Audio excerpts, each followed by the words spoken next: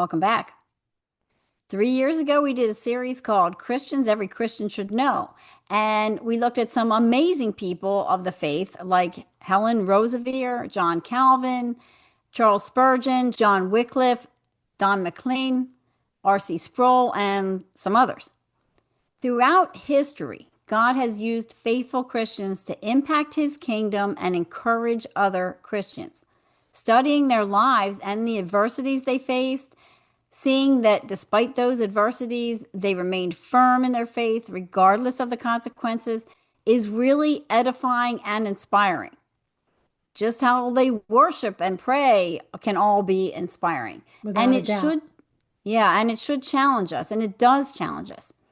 When we see those who've faithfully followed Christ, serving him and spreading the gospel and furthering his kingdom, even when it made their lives extremely difficult or even ended their lives, it emboldens us to hold strong in our own faith by reminding us that no matter what we might be facing or what we will have to face, we aren't the first ones to have done so.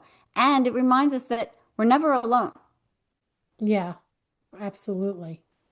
Chris, Ed and I were recently sitting in church listening to our pastor preach. He's going through the book of Luke. And that week he was at Luke 10:21 to 24. And I want to read those verses.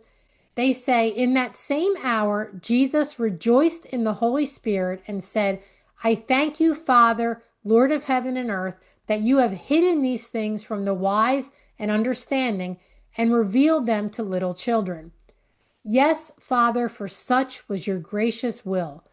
All things have been handed over to me by my Father, and no one knows who the Son is except the Father, or who the Father is except the Son, and anyone whom the Son chooses to reveal him." Then, turning to his disciples, he said privately, "Blessed are the eyes that see what you see, for I tell you that many prophets and kings desired to see what you see and did not see it, and to hear what you hear and did not hear it." Now, at least for me, you can't help but hear Jesus's words and just feel like a huge weight gets lifted off you. When you really understand God's sovereignty and election as Jesus so beautifully lays out in these verses, it makes your heart joyful, and any burden that you're carrying, it just makes it lighter. And Chris, I bring this up because the Christians worth us studying and being encouraged by, they all understood this. And maybe no Christian understood that God is firmly in control no matter what, and that seeing the truth about Jesus is an incredible blessing worth even dying for, better than the Christians we're going to talk about this week. Last week, we ended our Anything Goes series by looking at 7 churches from Revelation chapters 2 and 3 and comparing them to some churches that we see today. We ended with the Smyrna church. I want to quote the last part of that episode because it leads us right into this week's Christians Every Christian Should Know. Polycarp was John's most prominent disciple and the bishop of the church of Smyrna. At age of 86, Polycarp was burned at the stake along with 12 believers from Philadelphia, the Philadelphia church, for refusing to renounce his faith in Christ. Polycarp's last words were, "For 86 years I have been his servant, and he has done me no wrong. How can I blaspheme my king who saved me?" When it comes to Christian persecution and martyrdom, there's nothing new under the sun. Since the first century, millions of Christians have faced persecution for their belief in Jesus, everything from mocking to hardship to adversity to torture, imprisonment, and lots of times even death. And it continues right up to today, Chris. According to Open Door International, that's a watchdog group of persecuted Christians, they say approximately 388 million Christians face high to extreme levels of persecution and discrimination globally. This means roughly 1 in 7 Christians worldwide experience severe restrictions, violence, or systematic abuse for their faith. The crisis is driven by religious nationalism, dictatorial regimes, and violent extremist groups. Charles Spurgeon once said, "We must suffer and we must die if we are ever to conquer this world for Christ." Jesus put it this way in John 15:18 and 19. If the world hates you, know that it hated me before it hated you. If you were of the world would love you as its own. But because you are not of the world, but I have chose you out of the world, therefore the world hates you. Pretty sobering words from Jesus. But they're meant to warn us, but also comfort us. Jesus gives his followers the heads up about being hated by the world, so we're not blindsided that what the world might do to us and wonder, why do they hate me? He tells us why. Yep. But he's also comforting us, reminding us that he chose us out of the world, that we're his no matter what the world does to us, and nothing's going to change that. When your livelihood, your family's well being, or your life is at stake, that's when your faith in Jesus is truly tried and tested. It's easy to have faith in Jesus when life's pretty good, but what will you do when persecution comes? Well, Jesus wants us to ask ourselves this question. When Jesus sent out his apostles in Matthew 10, he tells them up front that he's sending them out as sheep in the midst of wolves. They won't just encounter a few wolves here and there, they're going to be in their midst, meaning surrounded by them. Jesus warns them that they would be arrested, flogged, and delivered over to be put to death, even sometimes by their own family members. He tells them that the people perpetrating the persecution are aligned with Satan, and through it all, they were to remain firm in their faith because, as Jesus told them in Matthew 10:32 to 33, everyone who acknowledges me before men, I will also acknowledge before my Father who is in heaven. But whoever denies me before men, I also will deny before my Father in heaven. And what did Jesus tell them to do when they faced this kind of persecution? Move on to the next town and start preaching there. In other words, keep going. Don't let those who hate you and even want to kill you stop you from proclaiming the truth of the gospel. Chris, I always think about that and think, what was their reaction when he's telling them all this? Like, okay, let's go. Yay. I mean, I know. Jesus spells out the cost of following him in places like Luke 14. He, like you said, Chris, he wants us to think about if we're willing to pay the cost for following him. For some, it's been too high and they've denounced their faith. There was a whole group of Jewish Christians who wanted to do that in the first century. That's who the book of Hebrews is addressed to. And I'm sure there have been many professing Christians who recanted their faith when they were faced with persecution. But for the faithful, they were not only willing to pay any cost to follow Jesus, persecution actually strengthens their faith and emboldens them to witness the truth of God and the gospel even more. Like that open door statistic shows us, some Christians today face the same severe persecution for their faith as those in the Smyrna church in Revelation did. And our Christian, every Christian should know this week, knows that all too well. Yeah. Every day, Christians in Nigeria wonder if today will be the day that they'll be tortured or killed for their faith in Jesus. We read this story from Open Doors International last week about what some Nigerian Christians face, but it's worth repeating. From the village of Kwanda in Nigeria, Lawan Andimi was a Muslim background believer whose evangelistic efforts led thousands to faith in Jesus, including many Muslims and even his own father-in-law, a prominent Quranic scholar. His influential ministry likely made him a direct target of Boko Haram. In January of 2020, during an attack on his village, Andimi was captured by the terrorist group.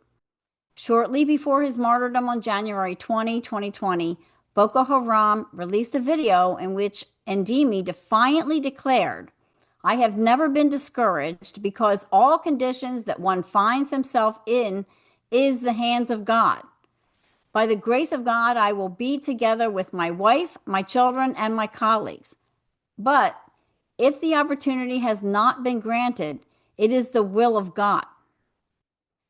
Right after Andimi's statement, a man of Boko Haram beheaded him on a public live stream. Andimi is one of an estimated 50 to 125,000 Nigerian Christians killed by Muslim extremists since 2009. The Boko Haram strategy is simple. Just kill all of the Christians and the problem's then solved. But they've strongly miscalculated because according to Guardian Nigerian News, Nigeria is expected to remain a primary center of global Christianity. Projections suggest Nigeria could have the third largest Christian population in the world by 2060, nearing roughly 174 million Christians.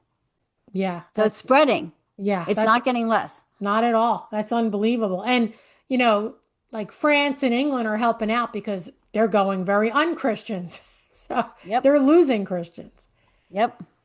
Chris, before we get too ahead of ourselves, let's back up and start at the beginning. Portuguese explorers first reached the coast of Nigeria in 1472, although the country didn't have a name yet. From the 15th to the 19th century, Nigeria was heavily involved in the slave trade. Millions of Africans were kidnapped and shipped to the Americas from its coast. And it wasn't Americans and Europeans who were invading the land and kidnapping the Africans.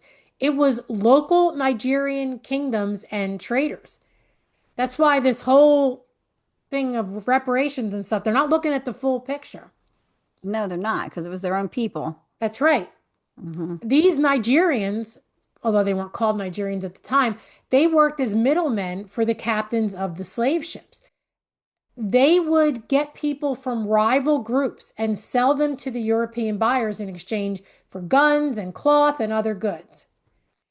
Now, in 1861, Britain colonized Nigeria and they ended the practice of slavery.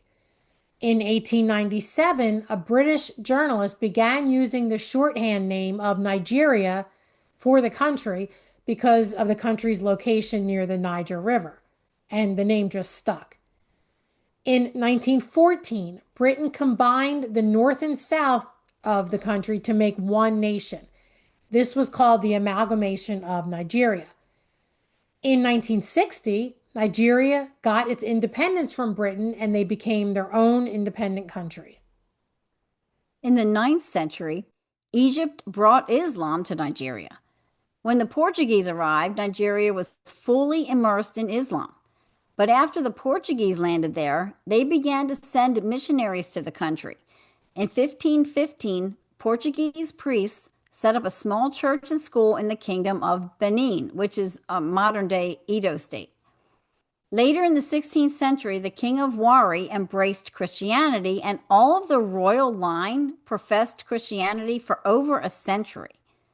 Sadly, though, the European missionaries failed to make Christianity take deep root in Nigeria. And there were three main reasons for this. One, tropical diseases like malaria killed many missionaries and discouraged others from taking their place. The second reason is these missionaries faced strong resistance and opposition from Muslims, especially from the strong Islamic governments. And third, due to the impact of the slave trade, native Nigerians mistrusted Europeans, so they mistrusted European missionaries too. And there was some justification for that mistrust, even of the missionaries.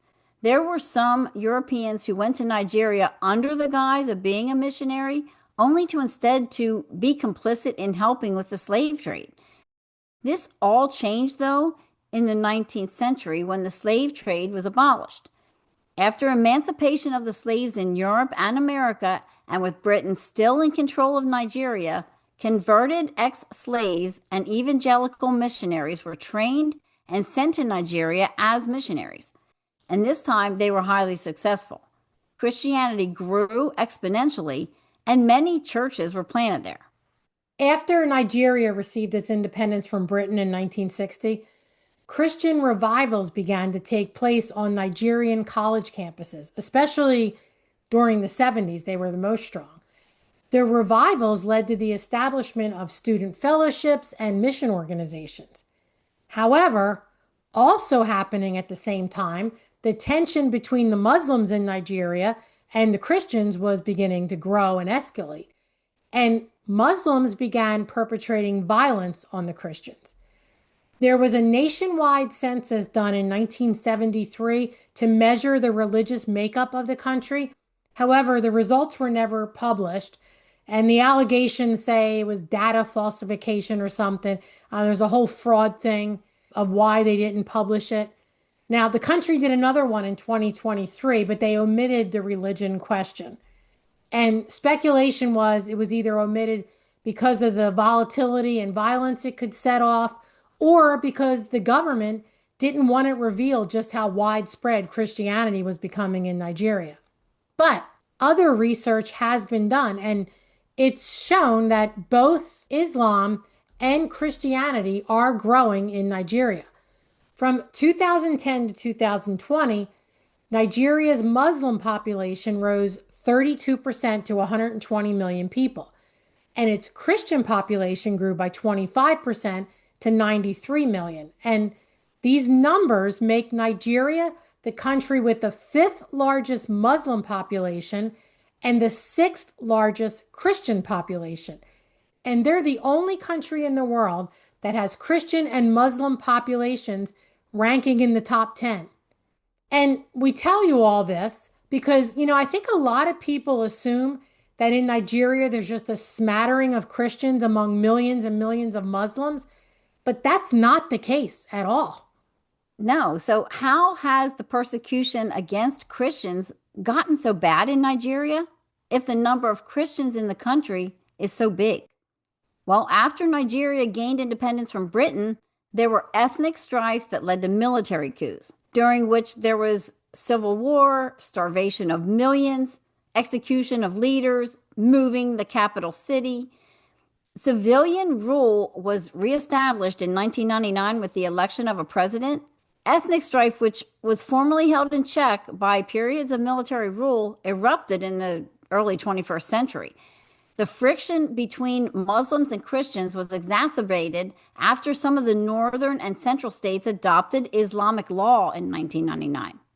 12 northern states in Nigeria adopted Sharia law. Now, we delved into that. We delved into what Sharia law was in episodes 325 and 326. But just to give you a quick summary, Sharia law says abandoning Islam constitutes a capital offense, and conversions to Christianity can be punishable by death. Relatives are permitted and encouraged to kill Christian converts in their family for the sake of the family's honor. And insulting Islamic tenets carries a death sentence. There's a lot more to it, and we encourage you to listen to those episodes if you haven't already. But these tenets are what has resulted in widespread daily discrimination against Christians in Nigeria and has given them and all non-Muslims second-class status. Yeah, Nigeria is a country divided. Like you said, Chris, it was mostly in the north part of the country where Sharia law was proclaimed. Now, southern Nigeria has the heaviest population of Christians, but there were some who wanted that changed, particularly a terrorist gang named Boko Haram. You mentioned them in the story you read from Open Door. Boko Haram was founded in 2002 by an Islamic cleric named Mohammed Yusuf. Yusuf preached against the secular Nigerian state, including and mostly meaning Christianity, which he said was secular. He denounced what he called political corruption and the influence of Western culture on Nigeria. He advocated for a society free from Western education, Western cultural norms, and democratic government. In July of 2009, Boko Haram rose up violently during an altercation with state security forces. This led to an aggressive military crackdown by the state, and hundreds of Boko Haram members were killed. Yusuf himself was captured and he died in police custody. After Yusuf died, his deputy, Abu Bakr Shikal, took control. And he was even more radical than Yusuf. And Boko Haram transitioned from a localized gang of thugs into a well organized, heavily armed insurgent terrorist group. They began to launch waves of bombings, assassinations, and massacres targeting police stations, military barracks, schools, and churches. In August 2011, they bombed the UN headquarters in Abuja, killing at least 23 people there. The group began to spark global outrage in 2014 when they kidnapped 276 schoolgirls from Chibok School. It was a very Christian leaning public school for girls. Amazingly, 57 of those girls escaped their kidnapping by jumping from moving trucks as they were being carted off. Some of the girls were eventually freed for various different reasons, but many of them were killed, and even today there are still 82 of those girls that are unaccounted for.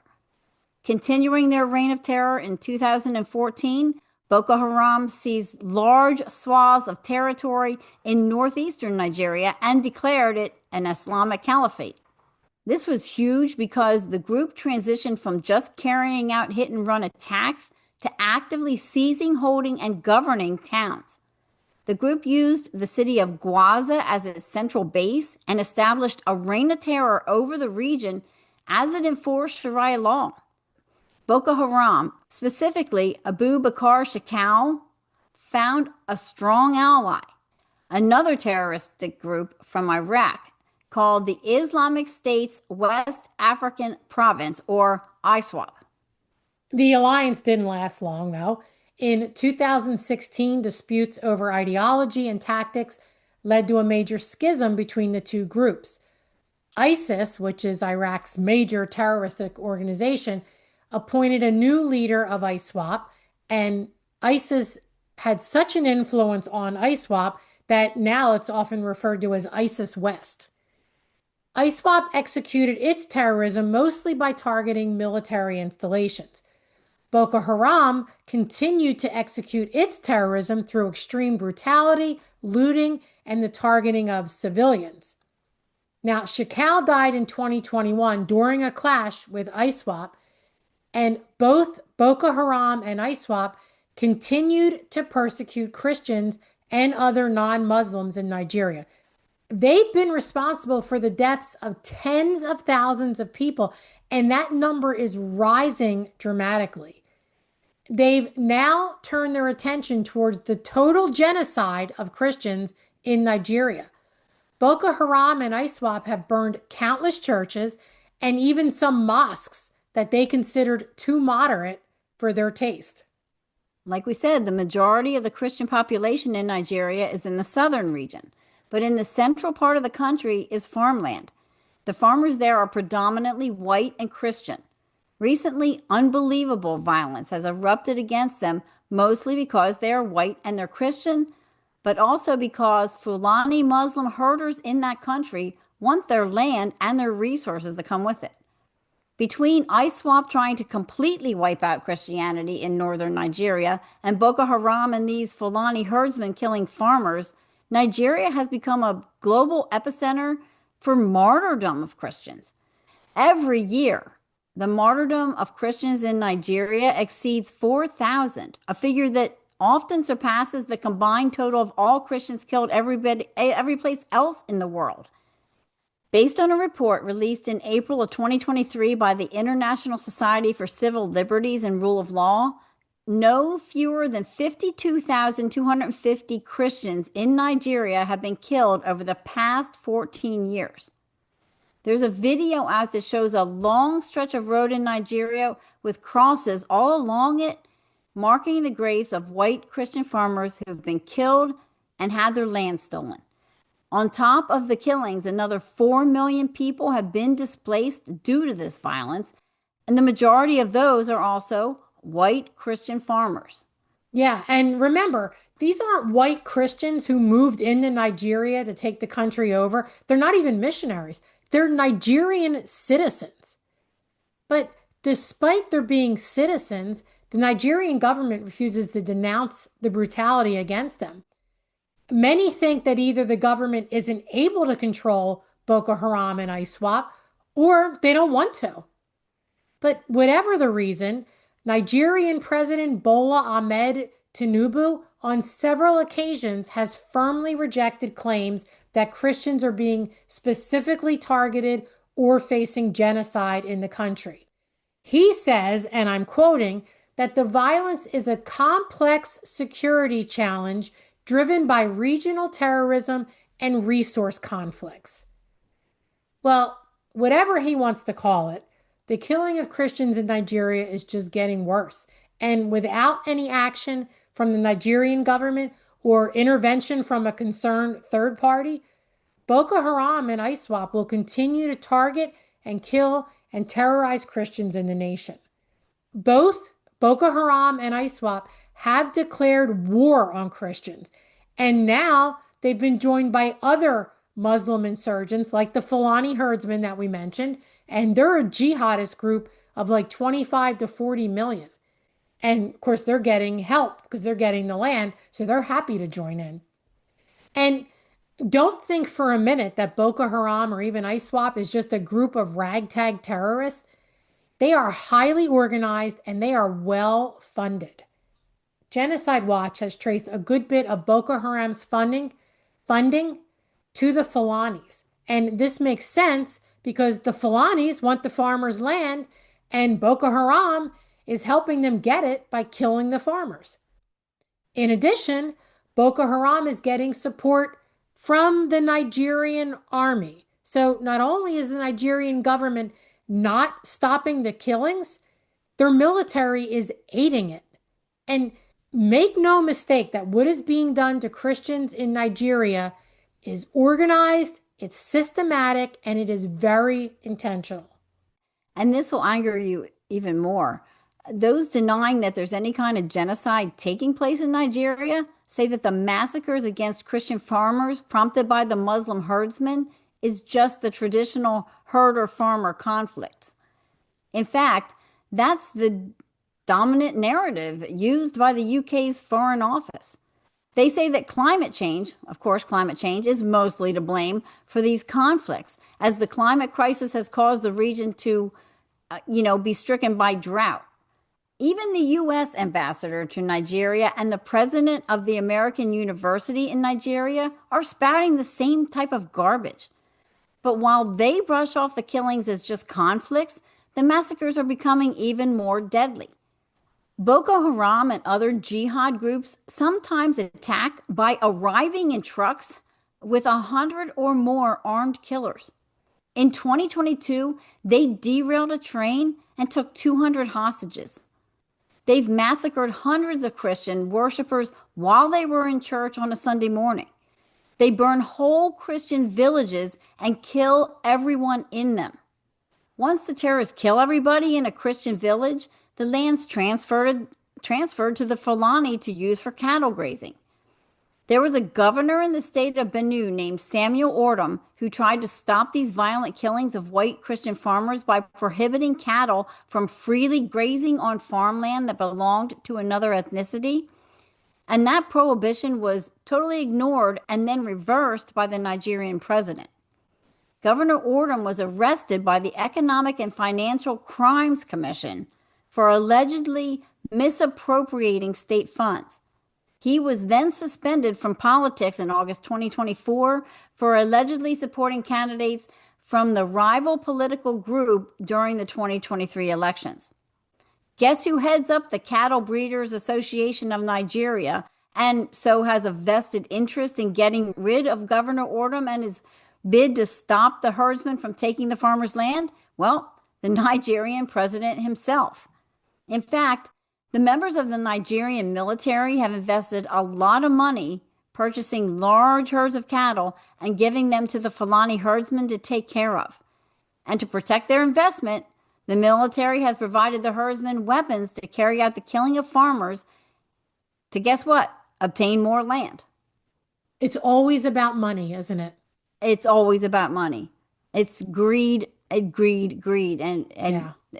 that's what runs governments and people. Yes. On September 28th, 2025, the Nigerian federal government and its president, Bola Tinubu, released a statement refuting the false claims of religious genocide in Nigeria. We read what he said it was, just regional conflicts. But Chris, the reality tells an entirely different story. Over 7,000 Christians were murdered in Nigeria just in 2025. We said that it's at 4,000 every year. Well, in 2025, it was at 7,000. Online, you can find gut wrenching photos and videos depicting Islamic terrorists hunting Nigerian Christians with assault rifles and burning them alive. They're filming it and releasing it. There's videos that show them setting hillsides and churches on fire. There's even pictures and videos of mass burials of executed Christians. Again, these are the terrorists that are filming this and releasing it. They want everybody to know. They do. And they probably are trying to get rid of the rest of them there. So, it's get out of the country before it's you. Out of all the Christian deaths from persecution in the entire world, 80% come from Nigeria. Chris, you quoted that the rest of the world combined isn't as many in Nigeria. Nigeria is 80%. Yeah. More than 19,000 churches have been decimated and more than 10,000 schools have been closed down or burned. So Nigeria, already known for its widespread poverty, is allowing Islamic extremists to leave millions of children illiterate, which is going to make them vulnerable to forced marriages and a life of poverty for the rest of their life. They don't Yeah, care about their own people. Or they're going to join the terrorist organization. That's true. They won't have a choice. That's true. And these terrorists are wreaking even more havoc in Nigeria. Abductions have become commonplace, with victims being held for huge ransoms. Women are being sexually assaulted and trafficked, as you can imagine. Christians are being killed on the spot for saying the littlest thing against Muhammad or Islam. Just having a biblical name in Nigeria, like David or Esther or Samuel, puts a Christian at risk for losing their life. Other Islamic jihadist groups have also joined Boko Haram, ISWAP, and the Fulani militants in killing Christians in Nigeria. They're joining together. Yep. The body of Christ in Nigeria is facing a major global genocide. But have you heard anything about this on mainstream media in the United States or Europe about it? Except for a very few blips, there's been complete radio silence. But in contrast, turn on any mainstream news in the UK or the US, and it's all about pro-Palestinian protests. In December of 2020, before leaving office for the first time, President Trump designated Nigeria as a country of particular concern, meaning that it was engaging in or tolerating particularly severe violations of religious freedom. Being designated as a CPC puts a country at risk of facing significant sanctions from the U.S. However, less than a year later, the Biden administration removed Nigeria from that list, a decision that was commended by the likes of prominent Islamic government leaders. Well, today, President Trump, and now joined by Vice President Vance and Secretary of State Marco Rubio, they're trying to intervene to aid the Christians in Nigeria. There are two bills currently sitting in both the House and the Senate, and they're aimed at putting Nigeria back on the country of particular concern list. And it should happen. But while possible help for Christians in Nigeria sits waiting for House and Senate to act on it, no surprise there to any of us. Yeah. Islamic terrorists are working to cleanse every single Christian from Nigeria so that an Islamic government and Sharia law can be reigning supreme throughout the whole country. Because, as we've said on other podcasts before, that's their aim. Yep, that is a their total aim. caliphate. And I don't think, we get frustrated here in the United States with especially the Senate, but House and the Senate, that they don't move fast enough. They don't act on things. This is urgent. I mean, time is ticking for these Christians. Every day, more are killed when our Senate doesn't act. And, Chris, I've seen when I was researching, senators, Ted Cruz spoke out about it, and there's others that have spoken out that something needs to be done, but it's not being Nope. done. Nope.